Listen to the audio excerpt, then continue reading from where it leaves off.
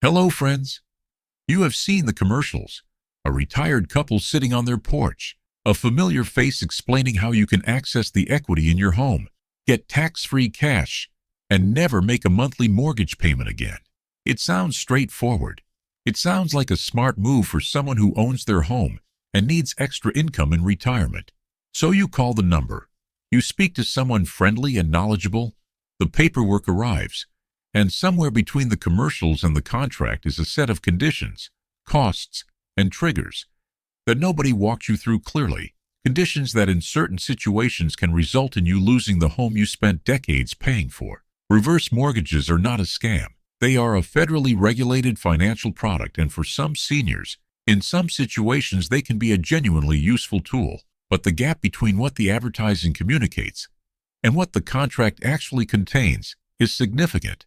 The Consumer Financial Protection Bureau has documented thousands of complaints from seniors who entered reverse mortgage agreements without understanding the full terms, not because they were careless, because the complete picture was never clearly presented to them. Today, I am going to give you that complete picture, what a reverse mortgage actually is, what the commercials leave out, what can go wrong, and what you need to know before you ever consider signing one.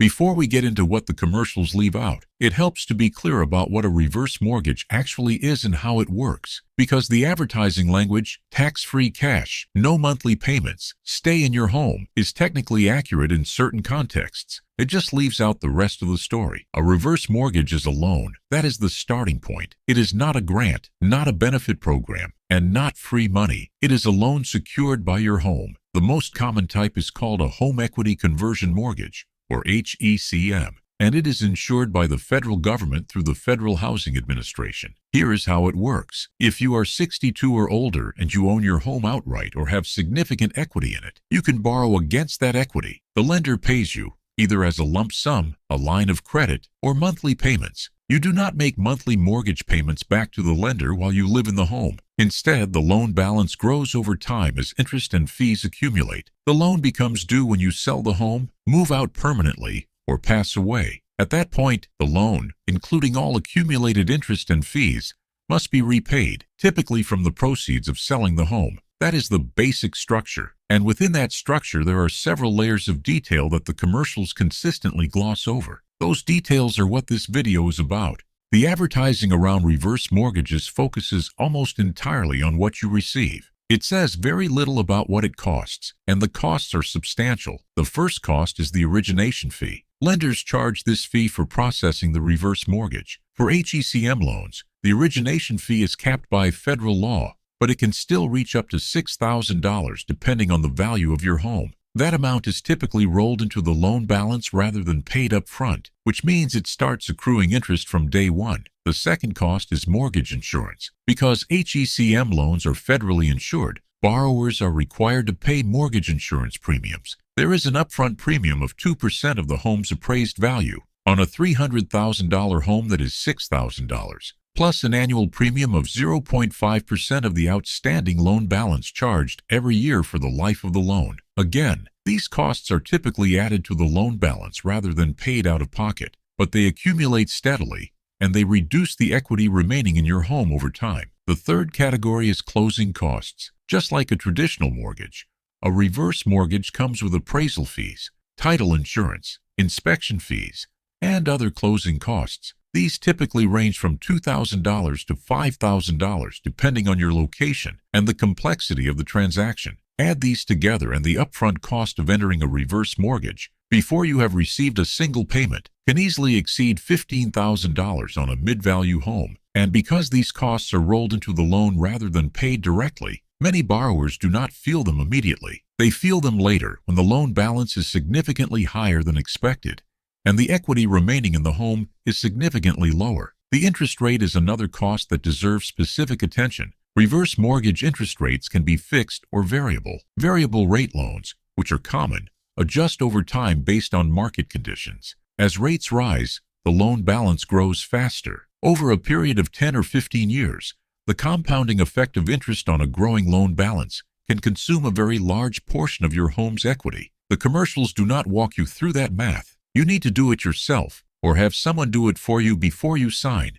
This is the section that surprises people most, because the advertising creates an impression that a reverse mortgage is essentially unconditional, that you simply live in your home and the money is yours. The reality is that a reverse mortgage comes with ongoing obligations, and if those obligations are not met, the loan can be called due immediately. The first condition is that the home must remain your primary residence. If you move out for any reason, including moving to an assisted living facility, a nursing home, or a family member's home, the loan becomes due. The definition the lender uses is typically that you have not lived in the home for 12 consecutive months. If you spend a year in a care facility recovering from an illness, even if you fully intend to return home, the lender may determine that the loan is due and begin the process of requiring repayment. The second condition is that property taxes must be paid every year, on time, without exception. If you fall behind on property taxes and do not bring them current within the time frame specified in your loan agreement, the lender has the right to call the loan due and begin foreclosure proceedings. This has happened to thousands of seniors across the country. People who had a reverse mortgage fell behind on taxes during a difficult financial period and found themselves facing foreclosure on a home they thought was protected. The third condition is that homeowners' insurance must be maintained continuously. If your insurance lapses, even briefly, the lender can purchase force-placed insurance on your behalf at a significantly higher cost and add it to your loan balance. And depending on how your agreement is structured, a lapse in insurance can also trigger a due and payable notice. The fourth condition is that the home must be maintained in reasonable condition. The lender has the right to inspect the property.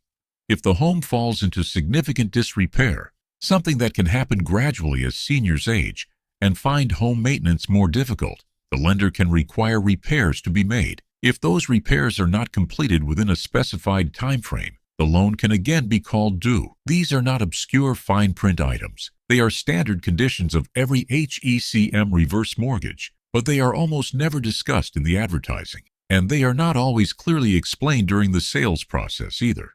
Two of the most emotionally significant issues with reverse mortgages involve what happens when the borrower passes away or when a spouse is not listed on the loan.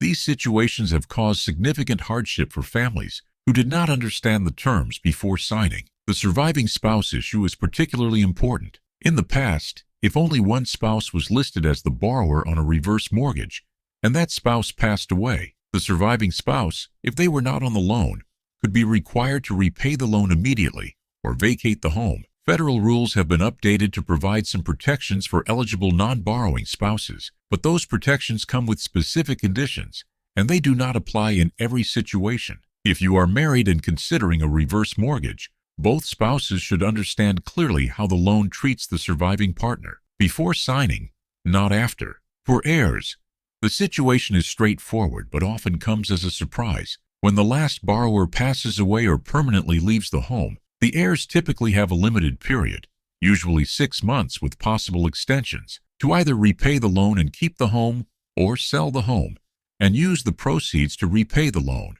If the loan balance exceeds the home's value, which can happen when a borrower has lived in the home for many years and interest has accumulated significantly, the heirs are not personally responsible for the difference. The FHA insurance covers that gap, but the home itself is gone. Heirs who expected to inherit the family home often find that the reverse mortgage has consumed most or all of the equity that was left.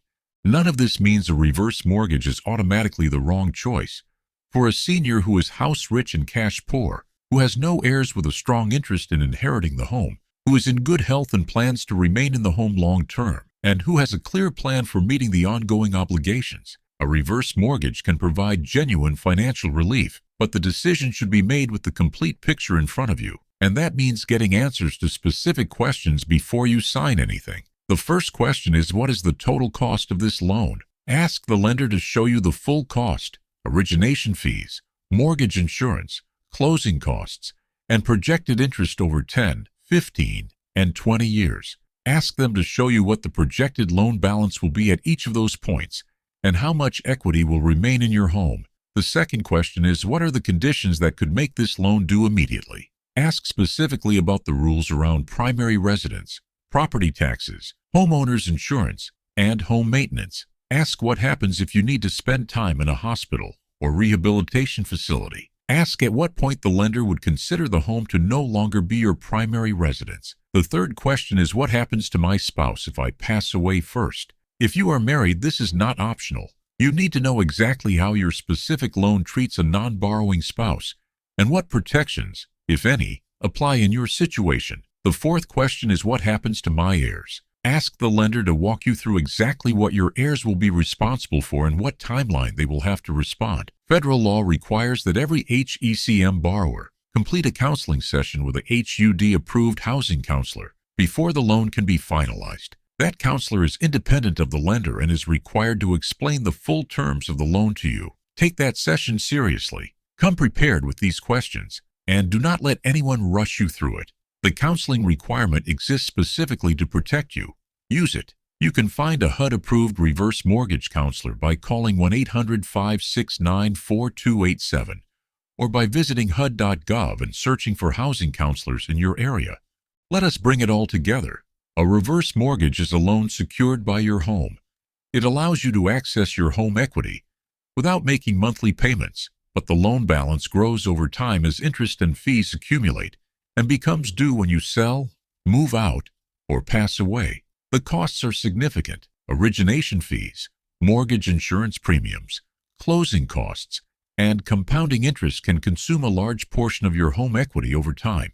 These costs are typically rolled into the loan rather than paid up front, which makes them easy to overlook until the balance is much higher than expected. The ongoing conditions include maintaining the home as your primary residence, paying property taxes on time, keeping homeowners' insurance current, and maintaining the property in good condition. Failing to meet any of these conditions can trigger immediate repayment, and in some cases foreclosure. If you are married, understand exactly how the loan treats a surviving non-borrowing spouse before signing, and make sure your heirs understand what they will be responsible for and what timeline they will have. Before signing anything, get the complete cost picture in writing. Ask every question I covered today, and take the federally required HUD counseling session seriously. Find a HUD-approved counselor at hud.gov or by calling 1-800-569-4287. If this video gave you something useful, please subscribe and turn on the bell. Financial products marketed to seniors are not always presented with the full picture, and the decisions made without complete information are the ones that are hardest to undo. What I do on this channel is fill in the gaps, in plain language, before the decisions are made rather than after. Subscribe so you always have what you need before you sign anything. And if you know a senior who is considering a reverse mortgage or has already been contacted by a lender, share this video with them today. The information in it could protect everything they have worked for. I will see you in the next one.